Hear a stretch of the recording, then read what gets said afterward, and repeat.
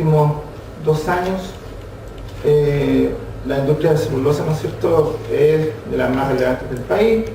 Eso no hay duda, ¿no es cierto?, pero precisamente como consecuencia de faltas de reglamento se ha limitado bastante el uso y la reutilización y la valoración de los distintos residuos que generan. Entonces lo que nosotros hemos ido haciendo es entregando una serie de elementos para eventualmente desarrollar un programa de reutilización de residuos. ¿De qué estamos hablando? Dentro de todo el proceso de producción de papel, ¿no es cierto? Como elemento principal tienes astillas, agua y todos los químicos que se ocupan, ¿no es cierto?, en el proceso de blanqueado, que entonces el proceso de pulpaje en sí, de donde se extrae entonces la pulpa, que eventualmente genera papel, ¿no es cierto? Esto genera una utilización de altos volúmenes de agua, o sea, por eso siempre las plantas de celulosa van a estar cerca de ríos, ¿no es cierto?, o de cursos de agua, porque la idea es desviar entonces bastante y generan un montón de distintos de desechos de distintas características. Entonces, tú tienes de tipo primario, ¿no es cierto?, residuos primarios, que son entonces lo que tiene que ver con la remoción de los sólidos, y eso entonces te genera los residuos de papel, que eventualmente pasan a un segundo tratamiento, ¿no es cierto?, donde se remueve lo orgánico, y ahí tú tienes entonces agua limpia. Y los sistemas de tratamiento de residuos de plantas de celulosa en general son bastante parecidos a los de plantas de tratamiento de agua servida, en el sentido de que hay piscinas de decantación, desde donde entonces se va separando todo lo que es sólido de agua, y en algún minuto entonces el agua se vuelve a descargar al curso del río y se queda entonces la planta con todo lo sólido.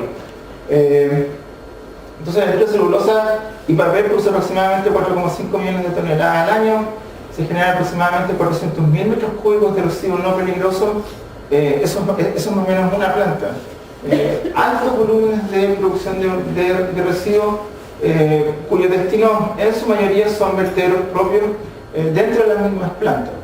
Y vamos a hablar un poco más adelante las consecuencias que tiene eso. La tecnología y sobre todo la normativa hoy en día no permite, la tecnología entonces no permite generar sin residuo, o sea, el residuo de celulosa siempre va a estar.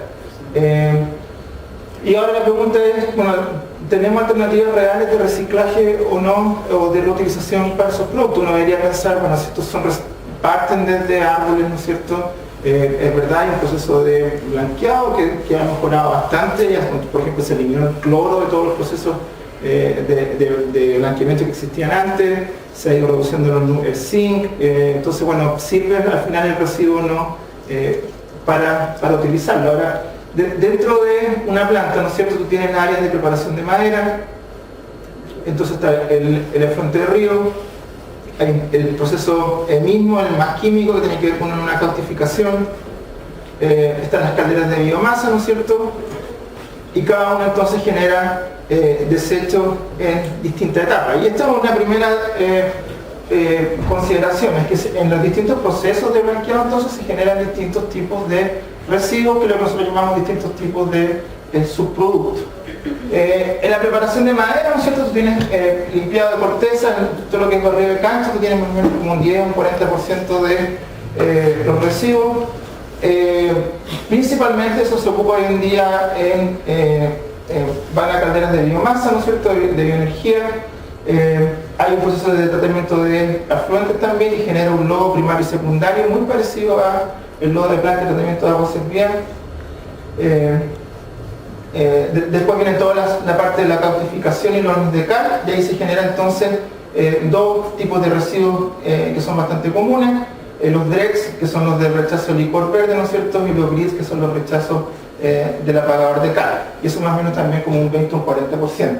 Después tú tienes cal apagada, que es precisamente toda la que sale del proceso de horno de cal, o sea, en el proceso de blanqueado de papel entonces se ocupa muchísima cal, y el residuo entonces también es bastante alto en cal, y ahí entonces nosotros tenemos como un primer buen potencial. Y después tú tienes todo lo que son cenizas y arena, que son propias de la caldera de biomasa, y eso tiene más o menos como un 20 o un 50% de los residuos totales que se generan. Entonces tú tienes lodos, tú tienes los direct grids, la ceniza, como los 4 desechos principales que se generan entonces en plantas de celulosa. Por ejemplo, que son caracterizaciones de residuos de ceniza, tú tienes entonces todos los tipos de nutrientes presentes también, ¿no es cierto? Y depende entonces del origen, por ejemplo, si son de eucalipto, son de pino, puede ser variable entonces también, y por cierto también la tecnología que utiliza la planta. Entonces son desechos distintos. Esto, por ejemplo, son caracterizaciones de Drex y Grids, así se ven, una vez que están secos, ¿no es cierto? Si se fijan los pH, bastante altos pH, como elemento principal, ¿no es cierto? Los contenidos de materia orgánica son interesantes en el caso de los Drex, en el caso de los Grids no tanto, ¿no es cierto? Fíjense los porcentajes de calcio, 23, 30%, bastante alto, entonces uno, sobre todo si uno piensa dónde están ubicadas las plantas celulosas y los suelos que están en la región, en la zona donde están las plantas celulosas, tú dices, bueno, aquí quizás hay un potencial real de utilización como fuente de calcio. Nutrientes en general, tú vas a encontrar alto en fósforo y en potasio, muchísimo más bajo en nitrógeno. Entonces actualmente la mayoría o sea, el 100% de estos desechos van a depósitos autorizados, solamente en algunas regiones hay permiso para la utilización de ceniza en aplicaciones forestales, solo CMPC, o sea, Mininco lo ha hecho en unos permisos que tiene para ceniza en nacimiento, pero en general, ¿no es cierto?, es bastante restringido. Eso, entonces, por ejemplo, CMPC en lo que es la planta de nacimiento tiene más o menos 30 hectáreas destinadas entonces a zona de acopio, y eso tiene una vida útil de 12 a 20 años, o sea, tiene que estar permanentemente tratando de extender las zonas de acopio. Ahora, programas de aplicación en el mundo existen un montón, hay guías y reglamentos de la utilización de residuos de celulosa. Los canadienses y los finlandeses, ¿no es cierto?, son como los pioneros, pero al final yo voy a presentar el caso de los brasileños también, que tienen una reutilización de 100%. Entonces, bueno, de nuevo estamos con los mismos actores que hablamos en la mañana, con una comunidad agrícola que es el receptor del producto y que son precisamente el grupo de interés, y un vínculo directo entonces con la industria, con un marco regulatorio que debería existir. Entonces, las preguntas que nosotros nos hacemos es: ¿son las plantas de celulosa capaces de generar residuos de calidad comercial agrícola? O sea, si nosotros pensamos entonces en uso de esto como cal, ¿tiene realmente el potencial de uso como cal? No sé si hay aquí alguien familiarizado con la cal, pero tiene que tener un mallaje especial, tiene que estar pulverizado, tiene que tener una serie de características que realmente lo transformen en un sustituto simple de cal. No es esa cosa que yo les mostré en la foto. Ahora, existe información independiente de sistemas de aplicación, y esto es algo que nosotros insistimos bastante, y una de las observaciones principales que nosotros hacemos a todos los reglamentos es que todavía el generador es el encargado de autocaracterizarse, ¿no? Entonces, claro, le creemos, pero no necesariamente hay información independiente. O sea, no es que nos estén cambiando los números, pero la pregunta es si nos muestran todo o no. Entonces, uno dice, no, yo no creo que el laboratorio cambie las cosas, pero uno realmente tiene toda la analítica que necesita, uno tiene todos los valores, uno tiene... Eso es algo que en los reglamentos todavía no se soluciona, que el generador entonces que tiene que autocaracterizarse y después el que presenta todo. Existen residuos orgánicos dentro de que eventualmente puedan ser peligrosos. Ahora, todos los contaminantes que yo remuevo van a aparecer siempre en el subproducto o no, o se transforman, o cambian. Y bueno, ¿y cómo le aseguro yo a la comunidad que son realmente seguros? Ahora, si yo regulo esto, y esto nos pasa a todo nivel, ¿hasta qué punto la regulación realmente va a estimular y eventualmente entonces termine pasando lo que uno ha visto en otras partes, es que empiezan a llenar los predios con residuos? Porque ahora la ley lo permite. Entonces la ley realmente se va a ajustar a, por ejemplo, una dosis forestal o una dosis agrícola, o vamos a terminar transformando predios agrícolas en monorrelleno. Precisamente que son como las tentaciones que uno dice, bueno, ahora hay ley, pero si el reglamento no está bien afinado, podemos terminar entonces con aplicaciones indiscriminadas. Y lo más importante es que no tenemos experiencia ni aplicaciones en terreno, y aquí yo voy a hablar de la experiencia que tuvimos nosotros. Nosotros no conseguimos el permiso de Seremi Salud para entrar a un ensayo, porque nadie se atrevió a dar el permiso para mover algo que no estaba regulado. Entonces tuvimos un año tratando de conseguir un permiso para mover 2 sacos de residuos de la planta para hacer un ensayo. Y esto yo lo digo porque me pasó y tengo un problema. Entonces al final lo hicimos en otro lado, en la región del lado, y así no funciona. Y los residuos tienen patógenos, ¿no? Aunque no lo crean, los residuos de celulosa sí aparecen patógenos. Porque la madera se acopia en canchas grandes que está lleno de conejo. Entonces la madera entra con coliformes, con fecas, ¿no es cierto? Y en horno, con alto calor, se disparan, pero un montón. Entonces también aparecen, y si eso tiene o no algún efecto una vez que yo lo pase en la agricultura. Entonces, lo primero es establecer la calidad de los materiales. Y ojalá entonces sean laboratorios independientes. Y laboratorios certificados en Chile hay para otras cosas, ¿no? Hay un montón, entonces yo creo que la capacidad técnica existe, simplemente hay que utilizarla. Y bueno, seleccionemos sitio y dosis en función del medio ambiente, criterios agronómicos, criterios forestales, y generemos entonces planes de transporte, almacenaje, aplicación y monitoreo que sean ajustados entonces al tipo de residuos y al lugar de destino. Y lo más importante, ¿no es cierto?, que generalmente nos cuesta todavía incorporarlo desde el principio, estos programas de información a la comunidad. Nosotros vemos de forma permanente que a la gente le avisan cuando ya el camión llegó con residuos. Entonces uno quisiera saber que desde el principio, cuando empiezan con la idea de aplicar residuos, la gente se informara y participara y supiera los efectos positivos y eventualmente las cosas negativas que pueden pasar. Y bueno, eso en el país, pero no lo ve siempre así, porque aparecen siempre con el proyecto encima.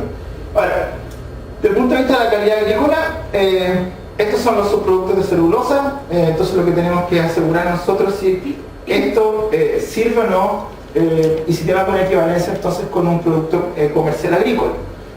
Lo que yo les decía, el interés principal, ¿no es cierto?, es precisamente como fuente de cal, pero las cales, como se venden, ¿no es cierto?, tienen un mallaje y una pureza especial, ¿no es cierto?, que permite entonces al agricultor más o menos predecir cuántas toneladas necesita para eventualmente subir el pH de su suelo, ¿no es cierto? Y eso es algo bastante común acá en la región, y ahí tú tienes un potencial grande, porque tú tienes plantas en la región también, entonces tú dices, bueno, aquí hay un subproducto que sí se puede. Pero eso requiere necesariamente que las plantas entonces incorporen tecnología para triturar esto, ¿no es cierto?, y para generar un producto de calidad. Ahora, en Brasil, voy a poner una foto al final, esto se hace y se vende y es un producto comercial ya, o sea, la celulosa, ¿no es cierto?, aparte de entonces todo lo que venden ahora estos productos encalantes.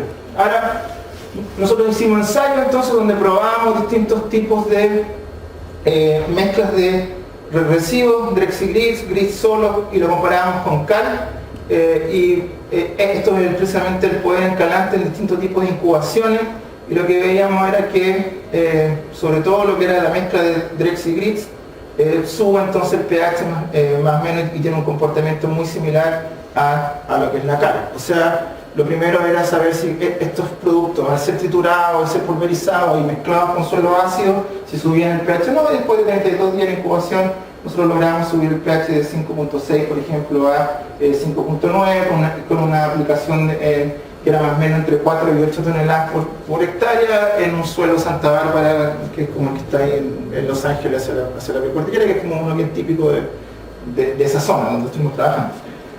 Entonces, bueno, después uno dice, yo tengo que transformarlo a este producto, ¿no? Y ahí es donde el modelo todavía falla, porque esto ya para la empresa misma, la generadora, ya es un cacho ya. O sea, tienen que comprar equipos nuevos para pulverizar un residuo, entonces quizás ya no es tan atractivo. Lo que uno ve en la experiencia de otros países es que se crean empresas externas que se hacen cargo de los residuos Entonces en Estados Unidos, por ejemplo, hay una empresa que se llama Sinagro que le recibe todos los residuos a estas megaplantas y ellos se encargan de generar estos subproductos y después ellos mismos lo venden. Entonces ganan por dos lados, porque el generador de residuos les paga por recibirlo y además ellos hacen la transformación tecnológica para después venderlo. Y están en todos lados, de hecho, estaban incluso pensando en venirse a Chile y en Brasil también está entonces la empresa, unos que trabajan en Porto Alegre. Entonces, de llegar acá a esto que está acá. Nosotros medimos también en la cal comercial metales pesados, todo, y encontramos de todo. O sea, la cal comercial también, entonces también tiene los mismos elementos que tiene su producto seguro. O sea, va a haber níquel, va a haber zinc, va a haber cadmio. Lo que pasa es que no está etiquetado porque entiendo que la norma nos obliga al que vende fertilizantes a etiquetar todo, sino que solamente lo que vende. Los niveles tecnológicos no son muy altos, entonces esa es la etapa que estamos como avanzando ahora. Estas son características típicas de interés agrícola. Si se fijan entonces pH, miren los contenidos de calcio, en el caso de los bits y los dregs, 86%, 95% de calcio, la ceniza muchísimo menos.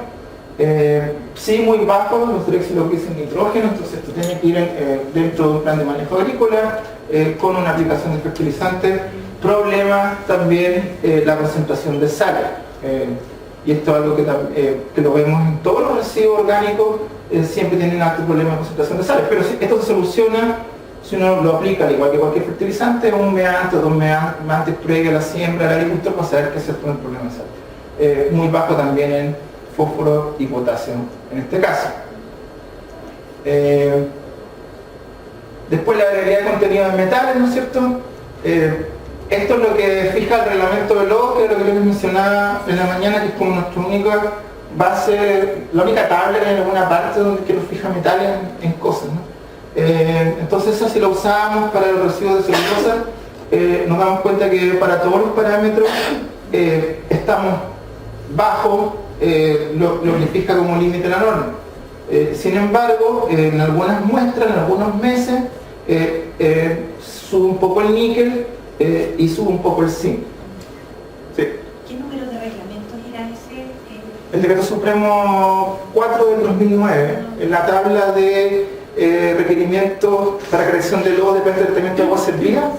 Esa es la única que hay, esa fue la que se copió para el reglamento de residuo agroindustrial y ojalá no se copie para el reglamento de salmones, porque ya como que para la lodo está bien, pero uno tiene que adaptarla al residuo que está generando. Porque por ejemplo, y aquí me salgo un poco de la planta de tratamiento de agua servida le pide 80% de humedad al lodo. El agroindustrial le cuesta un montón llegar al 80%, pero el agroindustrial ocupa floculante en todos sus residuos, entonces al final es pasta. Entonces no tiene por dónde lexicar eso, porque el residuo del agroindustrial es súper pastoso, pero tiene un contenido de humedad de 85% y le cuesta un montón llegar al 70% que le pide la norma. Entonces, ahí uno quisiera esos pequeños ajustes que uno sabe que no son riesgosos. Bueno, tú tienes acá entonces los límites. Yo les decía, el níquel, ¿no es cierto?, en algunas partes se sube, ¿no es cierto?, y el zinc también. Pero no es porque el proceso porque nosotros volvimos atrás y dijimos, ¿de dónde viene ese níquel? Y al final viene del árbol. O sea, el árbol previo, ¿no es cierto?, desde los campos trae estos níquel que viene de previos que eran con historial agrícola, que tenían un montón de uso de fertilizantes y herbicidas que tienen también metales. El árbol en sí acumula concentraciones muy bajas, pero en el proceso de pulpaje se concentra todo y entonces eventualmente se nos puede disparar un metal. Pero no hay utilización ni de níquel ni de zinc un poco en el mismo proceso de pulpaje en sí, sino que más bien viene en la materia prima. Y después dijimos, bueno, ¿dónde se podría eventualmente aplicar esto? Entonces, tratando de entender los distintos tipos de rotaciones de suelo agrícola, ¿no es cierto? Aquí tenemos alfalfa, remolacha, trigo, por ejemplo acá tendríamos, ¿no es cierto?, parra, trigo, papa, avena, trigo, etcétera, etcétera, más o menos cuáles serían los requerimientos de las dosis. Si uno ve la ley que establece entonces restricciones de pH, de texturas de suelo, no pueden ser texturas arenosas, tienen que ser todas franco-arcillosas, arcillosas, entonces vamos eliminando suelo disponible.